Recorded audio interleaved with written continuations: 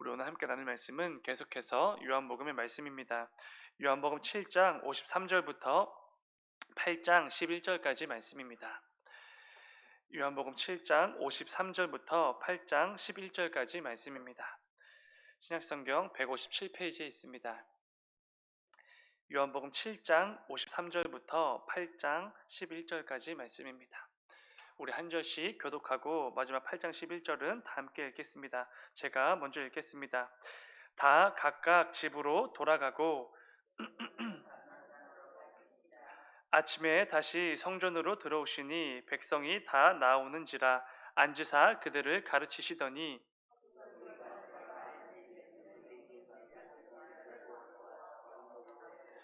예수께 말하되 선생이여 이 여자가 간음하다가 현장에서 잡혔나이다.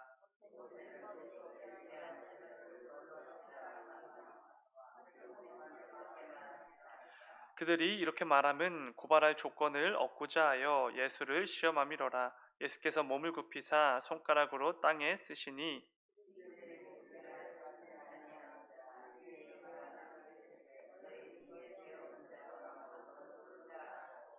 다시 몸을 굽혀 손가락으로 땅에 쓰시니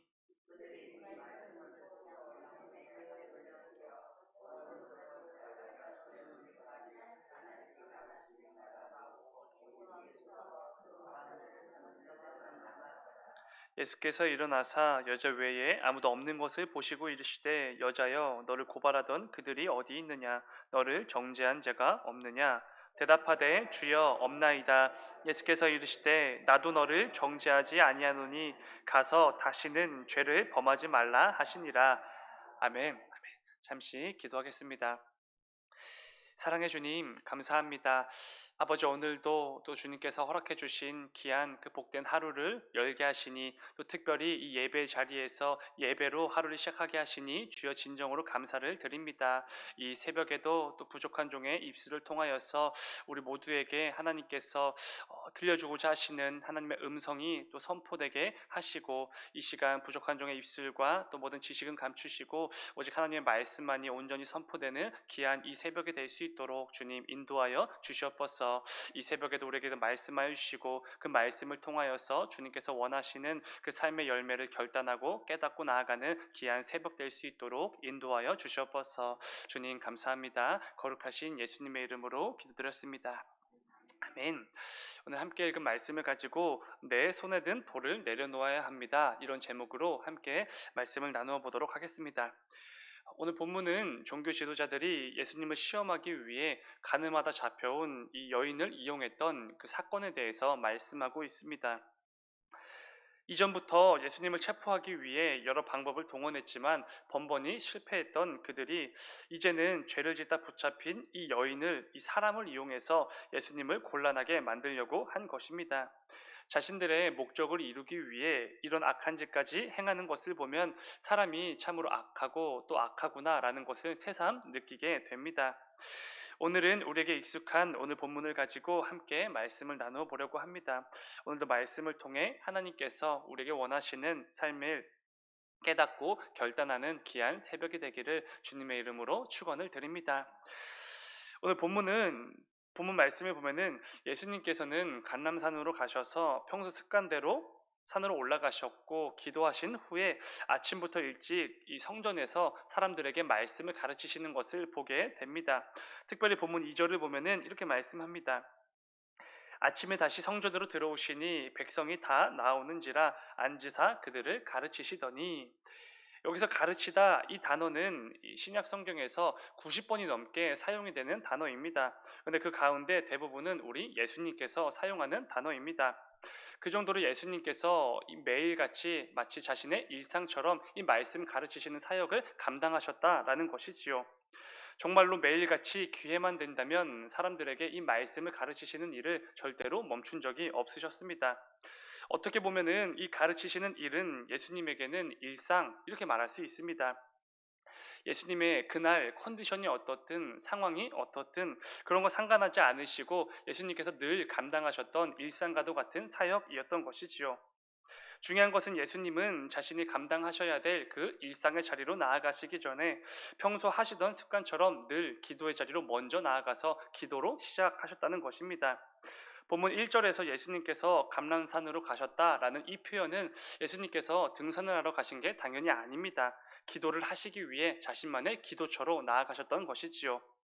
우리로 치면 직장이나 학업, 가정에서 우리 각자가 감당해야 할 그 일상의 자리로 나아가기 전에 나만의 기도처로 먼저 나아가 기도로 그 하루를 여셨다라는 것입니다.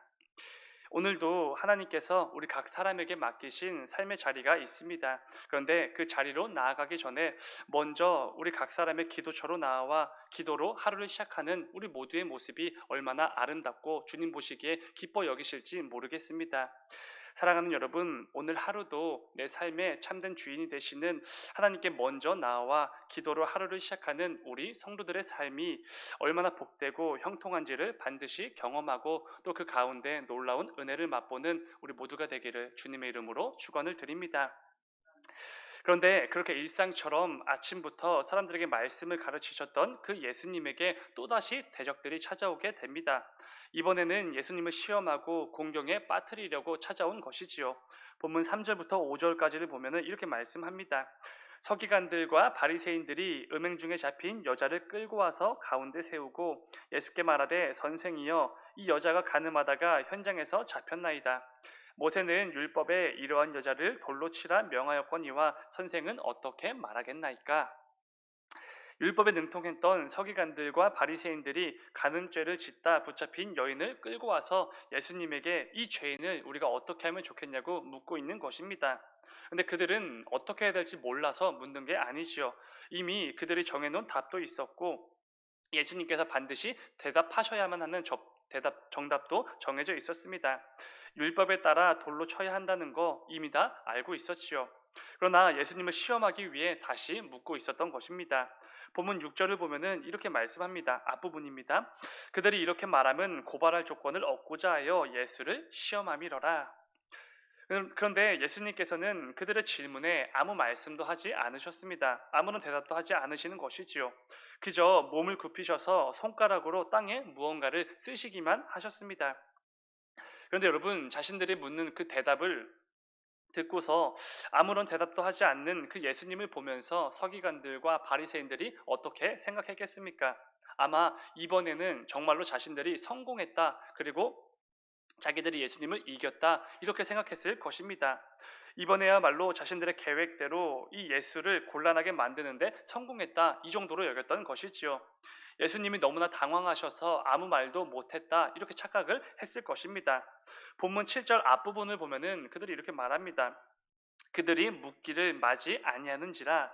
그러니까 계속해서 예수님께 묻고 또 물었다라는 것입니다. 이 가늠하다 잡혀온 여인 우리가 어떻게 해야 됩니까? 이거를 계속해서 물었다는 것이지요. 어떻게 해야 되냐고 돌로 쳐서 죽이냐고 계속해서 물을 때에 그런데 예수님께서는 여전히 침묵하셨고 아무런 말도 대답하지 않으셨습니다. 그때 긴 침묵을 깬 예수님께서 이렇게 말씀하십니다. 이어지는 7절입니다. 그들이 묻기를 마지 아니하는지라 이에 일어나 이르시되 너희 중에 죄 없는 자가 먼저 돌로 치라 하시고 아멘. 너희 중에 죄 없는 자가 먼저 돌로 치라 이런 말이지요. 너희도 알고 있는 것처럼 간음죄를 행하면 돌로 치는 게 마땅하다. 너희 중에 죄 없는 사람이 먼저 그 마땅한 일을 행하라. 이렇게 말씀해 주시는 것입니다. 침묵을 깬 예수님의 이 한마디가 되려 그 자리에 있었던 모든 사람들을 침묵하게 만들었을 것입니다.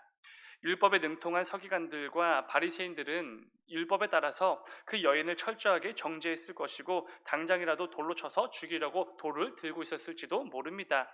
뿐만 아니라 그 자리에 모인 일반 사람들도 간음하지 말라 이 계명을 너무나도 잘 알고 있었기 때문에 그 여인을 정죄와 심판의 눈으로 지켜보며 돌을 들고 있었을 것이지요. 여인을 향한 정죄와 심판의 마음, 그 시선으로 가득한 그 자리에 있는 모든 사람들을 예수님께서 순식간에 침묵시켜 버리신 것입니다. 너희 중에 죄 없는 자가 먼저 돌로 치라. 그러자 어떤 일이 벌어지게 됩니까? 이어지는 구절입니다. 그들이 예수님의 이 말씀을 듣고 양심의 가책을 느껴 어른으로 시작하여 젊은이까지 하나씩 하나씩 나가고 오직 예수와 그 가운데 섰는 여자만 남았더라. 아멘. 그 자리에 있었던 온갖 정죄와 심판의 마음으로 가득했던 모든 이들이 전부 다 떠나버렸습니다. 떠난 게 아니라 도망치듯이 그 자리를 벗어난 것이지요. 여인에게 돌을 던지려고 모인 사람들이었지만 정작 자신들이 든 그 돌이 맞아도 싼 죄로 가득한 자기 자신들의 그 허물과 죄를 깨닫게 되었기 때문에 부끄러움에 전부 다 도망쳤던 것입니다. 여기서 우리가 알 수 있는 중요한 사실은 우리 중 그 누구도 남을 정죄하거나 심판할 만한 자격을 갖춘 사람이 절대로 없다라는 사실입니다. 의인은 없나니 하나도 없다. 이 말씀처럼 우리 모든 사람들은 정말로 전부 다 죄인이지요. 그 누구도 하나님의 영광에 감히 이룰 수 없는 비참하고 부패한 죄인들입니다. 그런데 똑같은 죄인들끼리 서로를 정죄하고 서로의 그 죄를 심판하고 지적할 수 있을 리가 당연히 없는 것입니다. 똥 묻은 개가 겨 묻은 개를 나무란다 이런 말이 있는데 딱 그 꼴인 것이지요. 말씀에서처럼 내 눈에 있는 커다란 들보는 보지 못하면서 남에게 있는 그 작은 티끌을 하나하나 캐내는 그런 모습인 것입니다. 그렇다면 여러분, 우리의 죄를 정죄하고 심판하실 수 있는 분은 누구십니까? 당연히 거룩하신 하나님밖에 없는 것이지요. 모든 죄와 불의를 정죄하시고 심판하실 수 있는 분은 당연히 하나님 한 분밖에 없습니다. 죄에 대한 정죄와 심판은 하나님의 영역이지요. 그런데 그 하나님의 영역을 감히 죄인에 불과한 사람이 넘보면 안 될 것입니다. 율법을 잘 지켰던 그 사람들은 분명히 이렇게 생각했을 것입니다. 가늠하다 붙잡힌 저 여인은 반드시 돌에 맞아 죽어야만 한다. 이렇게 정죄했을 것입니다. 그런데 여러분, 율법을 잘 지키는 자들이 범하는 대표적인 잘못 중에 하나가 이것일 것입니다. 내가 율법을 지켰으니 율법을 안 지키는 다른 사람들을 정죄하는 모습. 이게 대표적인 모습이지요. 나는 아닌 것 같지만 우리 역시 정말로 이런 모습을 보일 때가 많을 것입니다. 예를 들면 이런 것입니다. 하나님께서 기뻐하실 만한 순종이나 사역들을 잘 감당해냅니다. 그런데 주변을 둘러보니 순종도 하지 않고 사역도 잘 감당하지 않는 사람들이 눈에 들어오기 시작하는 것이지요. 그래서 이렇게 생각합니다. 왜 저렇게 순종하지 못할까? 왜 저렇게 아무 사역도 감당하지 않을까? 이런 정죄와 비난의 시선과 마음들을 품게 되는 것입니다. 나는 순종했고 나는 사역을 감당하고 있기 때문이지요. 그런데 절대로 그렇지 않습니다. 이것은 굉장히 잘못된 것이지요. 내가 하나님께 순종했다고 해서 순종하지 않는 다른 이들에게 왜 순종하지 않냐고 정죄할 수 있는 자격이 주어지는 것 절대로 아닙니다. 내가 어떤 사역을 정말 충성스럽게 잘 감당했다고 해서 그 사역을 감당하지 않는 다른 성도들을 스스로 판단하고 정죄할 수 있는 그 자격 주어지는 것 절대로 아닌 것이지요. 이러한 모습은 가늠하다 붙잡혀온 그 여인을 향해 돌을 던지려고 열심히 생각하고 정죄했던 그들의 모습과 정말로 똑같은 모습일 것입니다. 혹시 이런 어리석은 모습이 나에게도 있다면 얼른 내버리고 나의 연약한 믿음을 하나님께 맡겨 드려야만 하는 것이지요.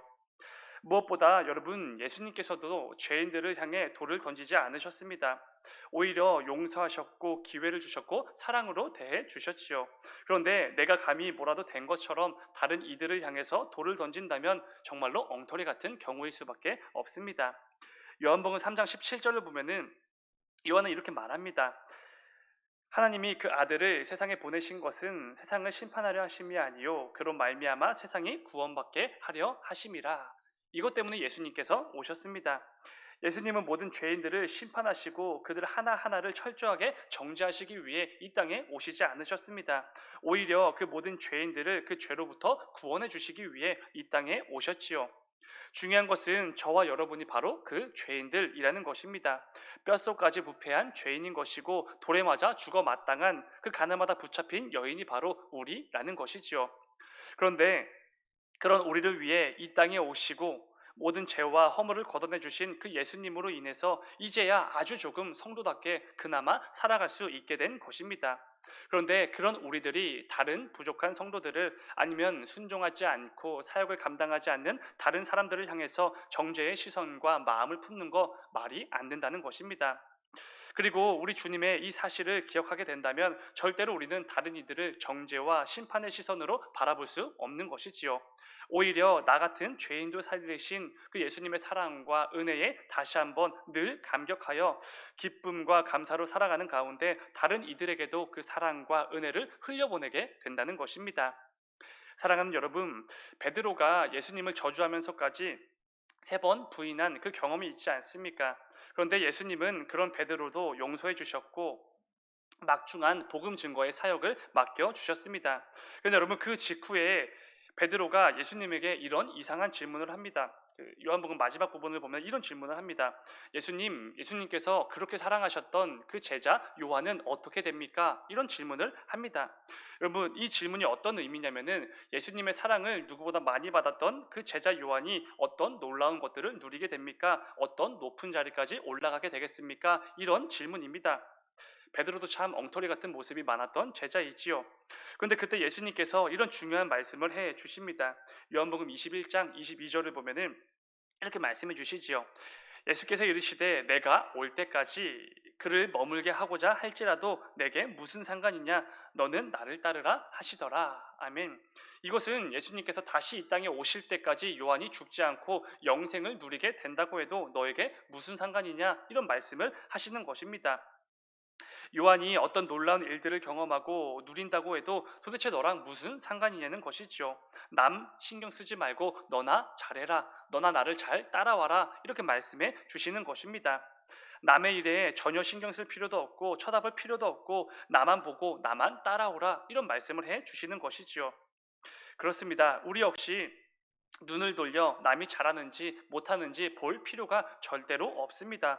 우리는 그저 우리에게 순종하라고 말씀해 주시고 사역을 맡겨 주시는 그 예수님만 바라보고 예수님을 향해 나아가면 그만인 것이지요. 사랑하는 여러분, 오늘 말씀을 기억하시면서 오늘 하루도 이 세상과 남에게 온통 신경 쓰느라 에너지와 인생을 낭비하지 마시고 오직 예수님만 바라보며 나아가는 복된 하루가 되기를 원합니다. 특별히 신앙의 여정을 걸어가는 가운데 남을 정죄하고 비판하고 심판하려는 이 못된 습성이 나오려고 할 때마다 오늘 말씀에 등장하는 그 무리들처럼 돌을 들려고 할 때마다 오늘 말씀을 기억하시면서 나 같은 죄인도 살리신 그 예수님의 사랑과 은혜를 붙들고 나 역시 그 사랑과 은혜로 나에게 허락된 모든 지체들을 대하며 나아가는 저와 여러분들이 되시기를 주님의 이름으로 축원을 드립니다. 잠시 기도하겠습니다. 사랑의 주님, 아버지 정말로 엉터리 같고 또 연약한 우리들의 삶을 주님 긍휼히 여겨 주시옵소서. 내가 조금 순종했고 내가 조금 사역을 감당했다고 해서 내가 남들보다 조금 더 나아 보인다고 해서 남들을 향하여서 정죄의 시선과 그 심판의 마음을 품고 돌을 들려고 하는 우리의 어리석음을 주님 긍휼히 여겨 주시옵소서. 그래서 주님께서 오늘 말씀해 주신 것처럼 우리가 이 땅을 살아가는 동안 특별히 신앙의 여정을 밟아 나아가는 동안 그 가운데 남에게 눈을 돌려서 남이 잘하는지 못하는지 판단하고 또 평가하고 그들을 정죄하며 나아가는 것이 아니라 오히려 우리에게 순종하라고 말씀해 주시고 나에게 귀한 사명을 맡겨주시는 그 예수님만 바라보고 예수님을 향해서만 나아가는 우리 모두가 될 수 있도록 주님 인도하여 주시옵소서. 이를 통하여서 우리의 삶 가운데 내가 먼저 받아 누리고 있는 그 사랑과 은혜로 나에게 허락된 모든 지체와 공동체를 대할 수 있는 우리 모두가 될 수 있도록 인도하여 주시옵소서. 주님 감사합니다. 거룩하신 예수님의 이름으로 기도드렸습니다. 아멘.